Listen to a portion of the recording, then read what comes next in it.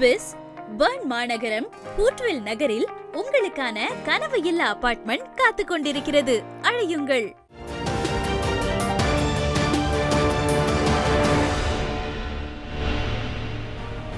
செய்திகளுக்கு அப்பால் நிகழ்ச்சியில் மீண்டும் உங்களை சந்திப்பதில் மகிழ்ச்சி. வணக்கம். நேற்றைய தினம் முக்கியமானதொரு வழக்கு இடம்பெற்றிருந்தது. ரணில் விக்ரமசிங்கே பிரித்தானிய சென்றது தொடர்பில் பலதரப்பட்ட வாத பிரதிவாதங்கள் நேற்றைய தினம் நீதிமன்றத்தில் இடம்பெற்றது. அதன் பின்னர் முன்னாள் ஜனாதிபதி ரணில் விக்ரமசிங்கவின் செயலாளராக பணியாற்றிய முன்னாள் செயலாளர் சமநேக்க நாயக் அவர்கள் நீதிமன்றத்தின் உத்தரவின் பேரில் தடுப்பு காவலுக்கு அழைத்துச் செல்லப்பட்டார். அது ஒரு புறம் இருக்க, இந்த விசாரணை தொடர்பில் பலரும் கூறினார்கள், சர்வதேசத்தின் நிலைப்பாடுகள் மாற்றம் இருக்கும், சர்வதேசம் ரணில் விக்ரமசிங்கே மீதான அழுத்தத்தை ஒரு கட்டத்துக்கு மேல் அனுமதிக்காது என்றெல்லாம் கூறப்பட்டு வந்தது.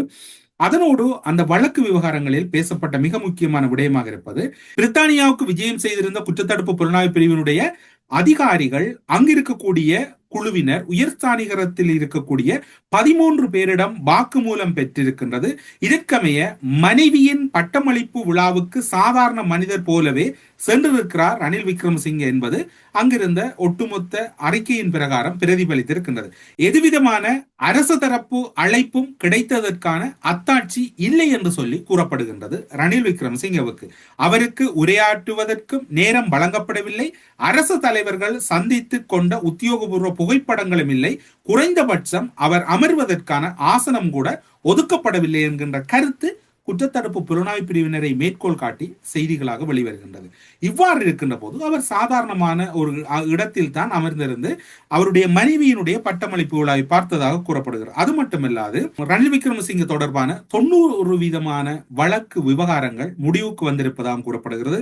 குறிப்பாக இதுவரை முன்னெடுக்கப்பட்ட விசாரணைகளின் அடிப்படையில் இது ரணில் விக்ரமசிங்கே அவர்களின் தனிப்பட்ட விஜயம் என்று கூறப்படுகிறது. இந்த விஜயம் ரணில் விக்ரமசிங்கேவின் தனிப்பட்ட விஜயம் என்றுதான் ஒட்டுமொத்தத்திலே கூறப்படுகிறது. நேற்றைய தினம் வழக்கு விசாரணையின் போது அரசு தரப்பில் மன்றில் ஆஜரான பிரதி சொலிசிட்டர் ஜெனரல் திலிப்ப பீரிஸ் அவர்கள் இந்த வழக்கை இப்படியே விட்டுவிடப் போவதில்லை எனவும் மேல் நீதிமன்றத்தில் குற்றப்பத்திரிகை தாக்கல் செய்ய போவதாகவும் கூறியிருக்கிறார்.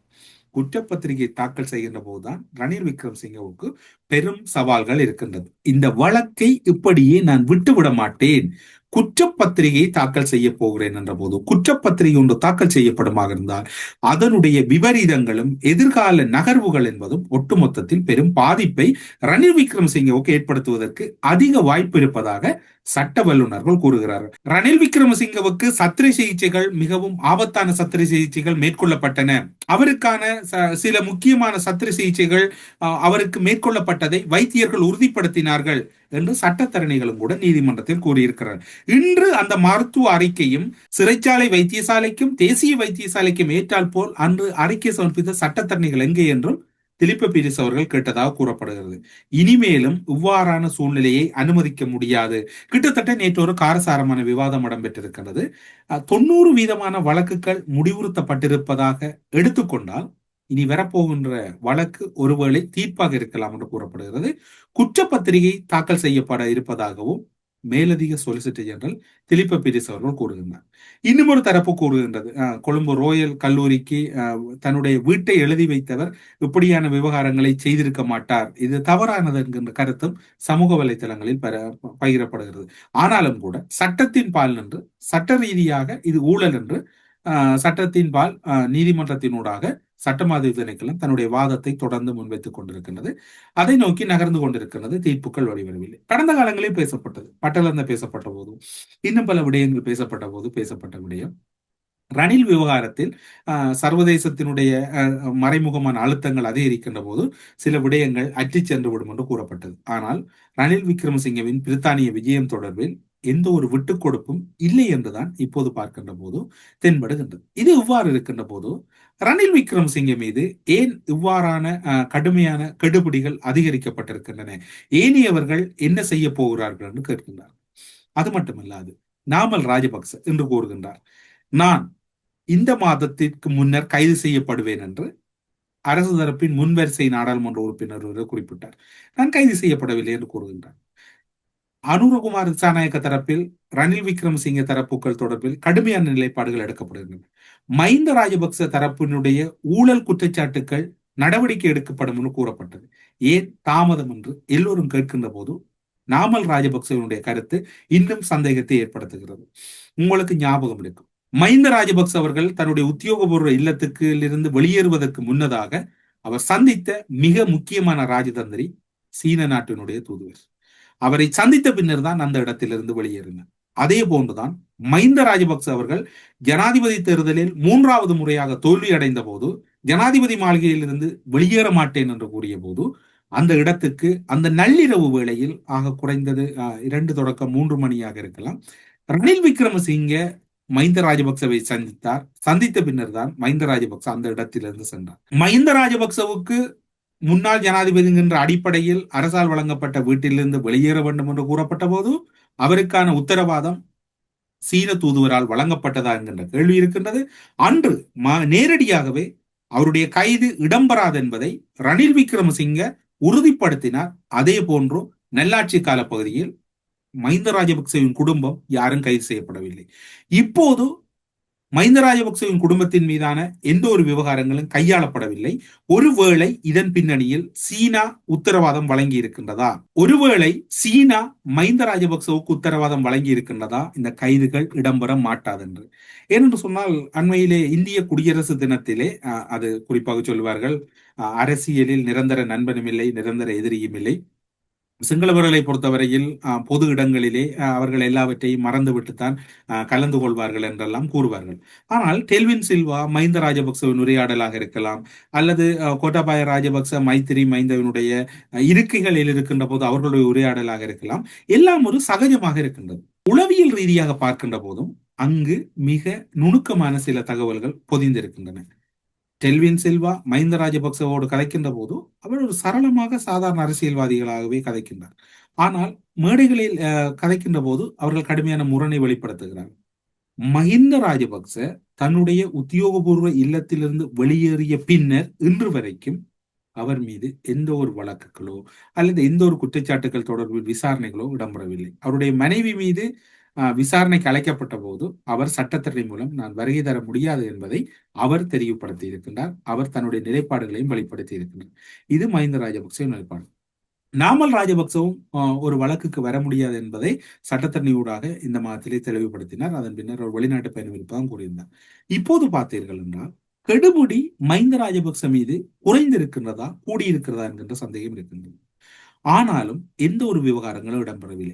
லலித் குகன் கடத்தல் விவகாரம், யாழ்ப்பாணத்திலே கடத்தப்பட்ட சிவில் சமூக செயற்பாட்டாளர்கள் லலித் குகன் கடத்தல் விவகாரத்திலே தொடர்ச்சியாக பாதுகாப்பு காரணங்கள் தனக்கு நெருக்கடியாக இருப்பதாக கூறி கோட்டாபாய ராஜபக்ச அதிலிருந்து இன்றுமே நீதிமன்றம் செல்லாமல் இருக்கிறது. இவ்வாறெல்லாம் பார்க்கின்ற போது ராஜபக்ச குடும்பத்துக்கு மட்டும் இலங்கையில் ஏதாவது உத்தரவாதம் வழங்கப்பட்டிருக்கின்றது. அதுதான் இங்க இருக்கக்கூடிய மிக மிக பிரதானமான வினா. என்ன உத்தரவாதம் வழங்கப்பட்டிருக்கின்றது?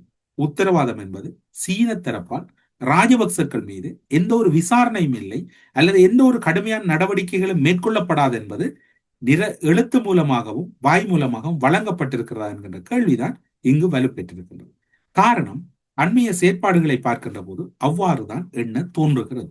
இது ஒரு வெறும் சந்தேகம், ஒரு ஊடக பரப்பில் பார்க்கப்படுகின்ற சந்தேகம். ஒரு அரசு ஆட்சியை பொறுப்படுத்தி 1.5 வருடங்கள் நிறைவு பெற்றிருக்கக்கூடிய சூழ்நிலையில் ஒரு வலுவான ஆதாரங்கள் எதற்குமே ராஜபக்ச தரப்பு விசாரிக்கப்படவில்லை என்கின்ற போது அனுர தரப்புக்கான அழுத்தங்கள் மறைமுகமாக அதிகரிக்கப்பட்டிருக்கிறதா என்று கூறப்படுகிறது. இவ்வாறு இருக்கின்ற போது இந்த விடயங்கள் தொடர்பில் அந்த கட்சியினுடைய அரசியல் குழு விவகாரங்களுக்குள் சில விடயங்களை தேடி சென்ற போது இன்னும் ஒரு புதிய விடயம் கிடைத்தது. அது வேறு என்ன ஒன்றும் இல்லை. 2027 ஆண்டு வரை இந்த கட்சி இருக்கின்ற போக்கிலே அப்படியே நின்று கொள்ள வேண்டும் என்பதில் வலுவாக இருப்பதாக கட்சியினுடைய உயர்வுயிடம் முடிவெடுத்திருக்கின்றது. காரணம், இந்த கைதுகள் இடம்பெற்றால் அல்லது இந்த கைதுகளை நோக்கிய சில விவகாரங்கள் இடம்பெற்றால் நாட்டை குழப்பி விடுவார்கள் என்கின்ற அச்சம் அவர்களுக்கு இருப்பதாக கூறப்படுகிறது. அவ்வாறான ஒரு குழப்ப நிலையை நோக்கி நாடு நகருமாக இருந்தால் அல்லது ஒரு ஸ்திரத்தன்மை இன்மை இலங்கையில் ஏற்படுமாக இருந்தால் அது சர்வதேச ரீதியாகவும் சர்வதேச நாணய நிதியத்திலும் இலங்கை நோக்கிய ஒரு அச்ச உணர்வை ஏற்படுத்துகின்ற போது இப்போது ஓரளவுக்கு சுமூகமாக நாட்டுக்குள் முதலிட செல்லுகின்ற பலர் அதிலிருந்து பின்வாங்கக்கூடும் என்று எதிர்பார்க்கப்படுகிறது. அதனால் இந்த நாட்டில் சுமூகமான சூழ்நிலையை குழப்பக்கூடிய யாரோ அவர்களை மிகவும் கவனமாக கையாண்டு விட்டு 2027 ஏப்ரல் அல்லது மே மாதத்தின் பின்னர் கடுமையான ஒரு நகர்வை நோக்கி செல்வதற்கு அரசு திட்டமிட்டு இருப்பதாக கூறப்படுகிறது. இதில் எந்த அளவு உண்மைத்தன்மை இருக்கிறது என்று தெரியாது. ஆனாலும் அவருடைய அரசியல் குழுவில் இந்த விவகாரம் ஆராயப்பட்டதாக கூறப்படுகிறது அங்கு இருக்கக்கூடிய ஒரு முக்கிய ஒரு சிலர். 2027 வரைக்கும் இந்த சூழ்நிலையை கடந்து சென்றால் அதன் பின்னர் வரப்போகின்ற ஒவ்வொரு நகர்வுகளும் கடந்த காலங்களில் ஊழல் மற்றும் பல விவகாரங்களோடு தொடர்பானவர்கள் கைதுகளை நோக்கி நகர்வதற்கு வாய்ப்பு இருப்பதாக கூறப்படுகிறது. புதிய பயங்கரவாத தடை சட்டத்தை ஏற்படுத்தி அதில் சில மாற்றங்களை கொண்டு வந்து அரசுக்கு எதிரான போராட்டங்களிலும் கூட கடுமையான நிலைப்பாடுகளை கையாள இருப்பதாக கூறப்படுகிறது. எது எப்படி இருக்கிறதோ தெரியாது. ஆனால் ராஜபக்ச குடும்பத்தின் மீது மட்டும் இன்று வரைக்கும் வலுவான விசாரணைகள் பல இடம்பெறவில்லை. நீதிமன்றத்தினுடைய ஒரு தீர்ப்பே இருக்கின்றது. ராஜபக்சர்கள் குடும்பத்தினுடைய விவகாரத்தால் தான் இந்த நாடு ஒரு பொருளாதார நெருக்கடியை சந்தித்தது என்றும் கூறப்படுகிறது. எது எவ்வாறு இருக்கிறதோ தெரியாது. ஆனால் குற்றச்சாட்டுகள் தொடர்ந்து கொண்டுதான் இருக்கிறது. ஆனால் ரணில் விக்ரமசிங்க மீது ஊழல் குற்றச்சாட்டு, அதாவது அரச நிதியை தவறாக பயன்படுத்தி பிரித்தானியா சென்றார் என்கின்ற ஒரு குற்றச்சாட்டு நீதிமன்றத்திலே விவாதிக்கப்பட்டு கொண்டிருக்கிறது. அது தீர்ப்பை நோக்கி நகர்ந்து கொண்டு இது போன்று பல குற்றச்சாட்டுகளோடு தொடர்பான ராஜபக்ச தரப்புகள் தொடர்பில் இன்னும் ஏன் நடவடிக்கை எடுக்கவில்லை என்று பொதுமக்கள் தரப்பில் கேட்கப்படுகிறது. இலங்கைக்கு விஜயம் வைத்துக் கொண்டிருந்த IMF பிரதிநிதிகள் கூறுகின்றார்கள், இலங்கை ஒரு அழகான நாடு. இலங்கையில் பல விடயங்கள் முன்னுதாரணமாக இருக்கின்றன. அது மட்டுமல்லாது ஜனாதிபதியை நோக்கியும் ஒரு கருத்து முன்வைக்கப்படுகிறது. நாங்கள் உங்களோடு இருக்கிறோம் என்கின்ற கருத்தை IMF பிரதிநிதிகள் கூறுகின்ற அதே வேளையில் ஜனாதிபதி அனுரவை கிட்டத்தட்ட IMF பிரதிநிதிகள் ஆச்சரியப்படுத்தி இருக்கின்றார்கள். அதாவது அவர்கள் கூறுகின்ற போது இன்னும் ஒரு விடயத்தையும் கூறுகின்றார்கள். கொழும்புக்கு வெளிப்புறத்திலே நாங்கள் பல விடயங்களை 2 நாட்களாக அவதானித்தோம். அது மிக அழகாக அங்கு இருக்கின்றது. அதில் இருக்கக்கூடிய பல விடயங்கள் ஒரு ஈர்ப்பு சக்தியோடு இருக்கின்றது. அங்கு இருக்கக்கூடிய செயற்பாடுகளை பார்க்கின்ற போது மிகவும் அழகாக இருக்கின்றது. கிட்டத்தட்ட சொல்ல போனால் ஒரு பாராட்டு பத்திரம் IMF பிரதிநிதிகளால் கொடுக்கப்பட்டிருக்கின்றது. கொடுக்கப்பட்ட பாராட்டு பத்திரங்கள் எதற்காக கொடுக்கப்பட்டிருக்கின்றது? கிட்டத்தட்ட இலங்கை IMF செயற்பாடுகளோடு பயணிக்கின்றது, IMF பயணிக்கின்றது.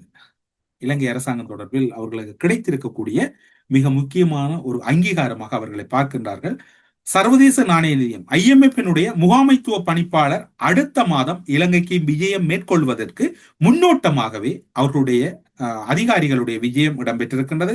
மேற்கொள்வதற்கான விஜயத்தினுடைய மிக முக்கிய நோக்கம் என்னவென்று சொன்னால் IMF நிலைப்பாடுகளை அடுத்த கட்டத்துக்கு எவ்வாறு எடுத்துச் செல்வது, அந்த விடயங்கள் தொடர்பில் எவ்வாறு தொடர்ந்து பயணிப்பது என்பது தொடர்பில் அவர்களிடம் பல விடயங்களை ஆராய இருப்பதாக கூறப்படுகிறது. IMF பிரதிநிதிகளின் அறிக்கை சென்ற பின்னர் இந்த விவகாரங்களை கையாள இருப்பதாக கூறப்படுகிறது. பயங்கரவாத தடை சட்டம் இலங்கையில் முன்கொண்டு வர இருக்கின்றார்கள். அதற்கும் மேலதிகமாக இலங்கையில் பல இறுக்கமான நிலைப்பாடுகள் சென்று கொண்டிருப்பதாக கூறப்படுகிறது. சர்வதேச நாணய நிதியம் இதனை கண்டுகொள்ளவில்லை. சர்வதேச மனித உரிமை அமைப்புகள் எதிராக குரல் கொடுக்கின்றன. சர்வதேச நாணய நிதியம் அடுத்த கட்டத்துக்கு எடுத்துச் செல்லப்பட போகிறது என்றால் இந்த புதிய பயங்கரவாத தடை சட்டத்தை சர்வதேசம் அங்கீகரித்து விட்டது என்றுதான் பொருள் கூட வேண்டும். காரணம், இன்று கடந்த காலங்களில் இருந்தது போன்று மனித உரிமை அமைப்புகளின் அழுத்தமும் இல்லை, சர்வதேச நாடுகளின் அழுத்தமும் இல்லை என்கின்ற அளவில் இலங்கை பயணிக்க முற்படுகிற போது மனித உரிமை அமைப்புகள் தொடர்ச்சியாக புதிய பயங்கரவாத தடை சட்டத்துக்கு எதிராக குரல் எழுப்பிக் கொண்டிருக்கின்றது. ஆனால் அதனை ஒரு பொருட்டாக IMF பிரதிநிதிகள் எடுக்கவில்லை என்கின்ற கேள்வி இருக்கின்றது. IMF பொறுத்தவரையில் அவர்களுடைய கடந்த கால செயற்பாடுகளோடு ஒப்பிடுகின்ற போது இப்போது இருக்கக்கூடிய சட்டத்திட்டங்களுக்கு உட்பட்டு ஒரு வளர்ச்சி படிமுறையை நோக்கி இலங்கை செல்கிறது என்று கூறுகிறார்கள். அப்படி என்றால் புதிய பயங்கரவாத தடை சட்டம் இலங்கையில் நடைமுறைப்படுத்தப்பட போகிறது என்பதை மறைமுகமாக இங்கு கூறப்பட்டிருக்கிறது. சர்வதேச அழுத்தம் என்பது அனுர்குமார திசாநாயக்கவுக்கு இல்லை என்றுதான் இதனுடைய பொருளாக நாங்கள் எடுத்துக்கொள்ள வேண்டியிருக்கின்றது. எது எப்படி இருந்தாலும் சர்வதேச ரீதியாக அனுரகுமாரவுக்கு அப்பால் இலங்கை வேண்டும் என்பதால் சில விடயங்களை IMF யாரின் பின்னணியில் இயங்குகின்றது, IMF யார் பயணிக்கின்றார்கள் என்பதெல்லாம் அனைவருக்கும் தெரியும். எனவே இலங்கையை பொறுத்தவரையில் கடந்த காலங்களில் ரணில் வேண்டும் அல்லது ரணில் இல்லாட்டி நாட்டை எடுத்துச் செல்ல முடியாது என்பதும் இப்போது மாற்றியமைக்கப்பட்டு அனுரவோடு அனைவரும் பயணிப்பதற்கு தயாராகி விட்டார்கள். எனவே இனி வரப்போகின்ற நாட்கள் மிகவும் ஒரு ஆபத்தான நாட்களாக மாறப்போகிறது. கைதுகளுக்கான நகர்வுகள் 2027 வரை தாமதிக்கப்பட போகிறதா என்கின்ற சந்தேகம் இருக்கின்றது. அதற்கு மேலதிகமாக புதிய பயங்கரவாத தடை சட்டம் இலங்கையில் நடைமுறைப்படுத்தப்பட்டால் பல கட்டுப்பாடுகள் இயல்பாகவே வந்துவிடும். இன்று இலங்கையில் கடும் எதிர்ப்பில் இருக்கக்கூடிய புதிய பயங்கரவாத தடை சட்டத்துக்கு IMF பிரதிநிதிகள் மறைமுகமான ஆதரவு தெரிவித்திருக்கிறார்களா என்றுதான் இங்கு பார்க்க வேண்டியிருக்கின்றது. எனவே ஒட்டுமொத்தத்தில் ஒரு பெரும் குழப்பத்தை நோக்கி இலங்கை நகர்கிறது. பொறுத்திருந்து பார்ப்போம். ரணில் விக்ரமசிங்கே கைது செய்யப்பட போகிறாரா? குற்றப்பிரேரணை தாக்கல் செய்யப்பட்ட பின்னர் என்ன நகர்வுகள் இடம்பெறப் போகிறது? மஹிந்த ராஜபக்ச குடும்பத்தினுடைய கைதுகளின் தாமத போக்கு அடுத்த கட்டத்துக்கு எப்படி எடுத்துச் செல்லப்பட போகும்? IMF-னுடைய மிக பிரதானமான அவதானிப்பு நிலையின் நோக்கமாக இருப்பது இயல்பு நிலை குழம்புகின்ற போது IMF-னுடைய பயணத்திலே சற்று தாமதம் ஏற்படும். அந்த இயல்பு நிலை குழம்பக்கூடாது என்பதில் அனுர அவதானமாக இருக்கிறார் என்றுதான் பலரும் கூறுகிறார்கள். பொறுத்திருந்து பார்ப்போம் எது எப்படி இடம்பெறப் போகிறது, எவ்வாறான நடவடிக்கைகள் இடம்பெறப் போகிறது. ஒன்று மட்டும் நிதர்சனமாக தெரிகிறது, புதிய பயங்கரவாத தடை சட்டம் இலங்கையில் நடைமுறைப்படுத்தப்பட போகின்றது. அவற்றை சர்வதேச நாணய IMF கண்டுகொள்ளவில்லை என்றுதான் இங்கு பார்க்க வேண்டியிருக்கிறது. அழுத்தங்கள் இல்லாத போது இலங்கை அரசாங்கம் அதனை இயல்பாக எடுத்துச் சென்று விடும் என்கின்ற சந்தேகம் பலரிடம் இருக்கின்றது. பொறுத்திருந்து பார்ப்போம் என்ன இடம்பெறப் போகிறது என்று கூறி செய்திகளுக்கு அப்பால் நிகழ்ச்சியிலிருந்து விடைபெற்றுக் கொள்கிறோம். நன்றி.